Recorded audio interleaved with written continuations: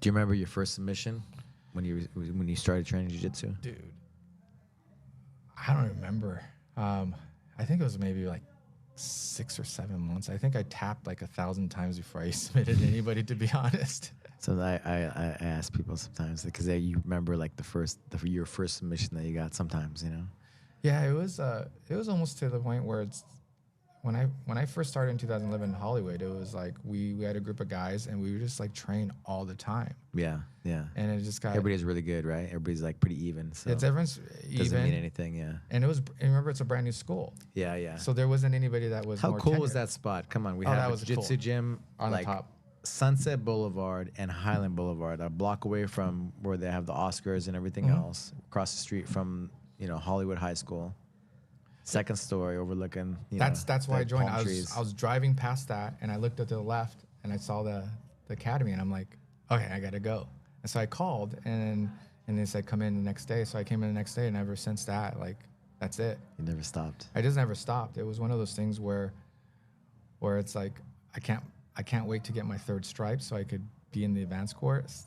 Third stripe on your white belt so you can start doing the advanced classes. Yeah, I could start doing advanced classes because I'm like, we're done. When are we gonna stop drilling or do positional training for like I timed it like 45 minutes and then positional training for 15 minutes. I can't wait to just like free roll. That's it. Coaches doing the fun muscle classes. That's it. It was. That's the flow. It works. Is that something personal? No, just we gotta not training. You gotta pull back. And also safety, right? But depending on who's in class, right? So yeah, I think safety was always the most important part because sometimes you get the most. But it's funny you remember that, and you can't wait to be in the advanced class. You can't wait to do more. You can't wait to evolve, right? It was and earn that.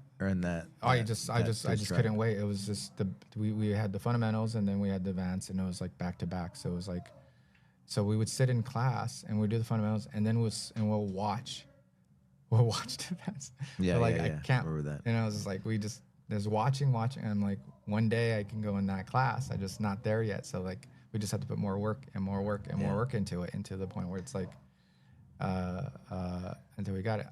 I do remember when I got promoted to blue belt. That was here. Mm-hmm. That was Jacqueline was here. Jacqueline, yeah. Anthony. We all got promoted to blue belt, and I was just like, wait, what? That was.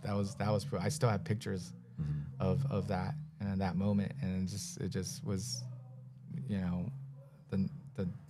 that's when I knew I get to a black, and that was 2012 or something. I forget. Subconsciously, you set that goal. Like, I'm gonna become a black belt. Yeah, I'm not gonna stop.